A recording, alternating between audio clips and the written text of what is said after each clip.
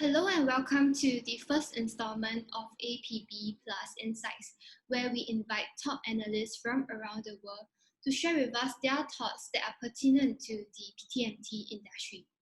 Today, we have Guy Beeson, Research Director of Ampere Analysis, to share with us the impact of COVID-19. The pandemic has caused mass cancellation of trade shows worldwide. However, it has increased the digital revenues. What are your perspectives on this?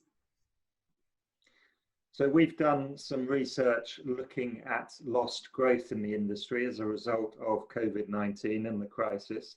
And what that research showed was that about $160 billion in value growth has been wiped off the industry for the coming 5 years.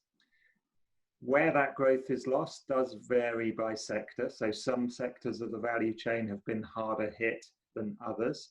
A lot of that lost growth is coming from the online and television advertising sectors, but the theatrical industry has also been hard hit, especially when you look on a proportional basis.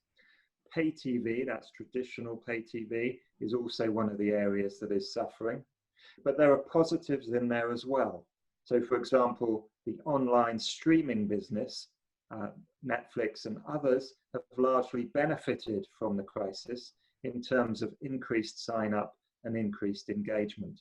And we're seeing about a plus 12% growth over the forecast period of 5 years in that sector, while others are, of course, losing. Indeed, the digital revenues for streamers are increasing, while cord cutters are also increasing during this period. What should broadcasters do to remain relevant in such times?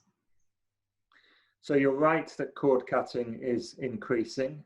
It is an ongoing problem, and it is difficult to separate out that structural decline that was already underway before the crisis from what is happening now. But certainly we'd agree that there is some acceleration in cord cutting, and that was evidenced particularly in the latest results from the US. One of the factors that we highlighted in our research was that the impact and one of the legacies of COVID-19 is the acceleration of behavioral trends among the audience that were underway anyway.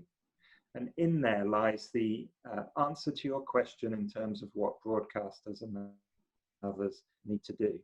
The trends that I'm talking about in terms of acceleration are, of course, migration to streaming platforms, viewing on demand rather than in a linear fashion. And there's nothing to stop broadcasters and pay TV operators exploiting those shifts as well. So in terms of focusing on their existing streaming services, so-called broadcaster VOD or catch-up services that they already run alongside their traditional channels, looking at ways to augment them, looking at ways to explore alternative business models that may embrace subscription, or for subscription players may embrace advertising. That is where broadcasters and traditional operators need to be focused, following the audience and following the eyeballs. Indeed, over at Singapore side, we are looking forward to the launch of Disney Plus in Southeast Asia. So how should media operators prepare for the post-COVID economy and new opportunities that arise in 2021? So 2020 and 2021 and the coming years, a lot is going on in the industry, and a lot of that is around what the content owners are doing, particularly the large Hollywood studios, and the fact that they're going direct to consumer. And if you think about it in a historical perspective, the industry and the value chain has worked on the same basis for a century, for 100 years. The studios produce the content and then they sell it to others to distribute. So we've got a fundamental shift in that dynamic in terms of the content producers and owners starting to go direct. That does offer new opportunity, and it offers opportunity to solve one of the big issues that the industry is facing. So as more and more streaming services come online, as we go beyond just Netflix and Amazon, you've mentioned Disney Plus, but there are others like Peacock from NBC Universal, and of course new entrants like Apple. there was an opportunity to re-aggregate those services into a single interface and a single navigation. And that is something that some of the traditional players are very, very well positioned to do. At the same time, the broadcasters need to be on that train as well and moving their linear services to jump on those opportunities that are there around that transition of audience. Right. Yes, it's very important for broadcasters to join on the train as well. So just before you go, could you share with us some of the upcoming projects Ampere is working on?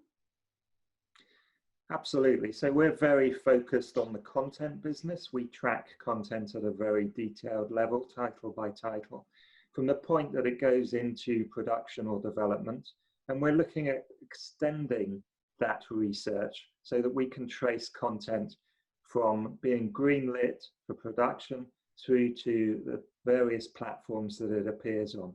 We're also focused on continuing to track developments in the streaming space to ensure that our clients know where growth is coming from, which platforms are growing, which are declining, some of which we've just talked about, but also helping traditional players like telecoms groups and broadcasters manage that very difficult transition and manage the changes in consumer behavior. And one of the ways we do that, for example, is a very, very large global consumer survey that tracks consumer behavior and changes in engagement with television across many, many markets.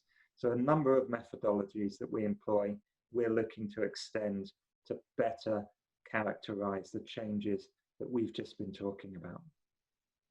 All right. So for more information about Ampere's research, do log on to www.ampereanalysis.com. Thank you so much for sharing. It's a pleasure to have you on APB Insights. It's a pleasure to be here. Thank you. Thank you.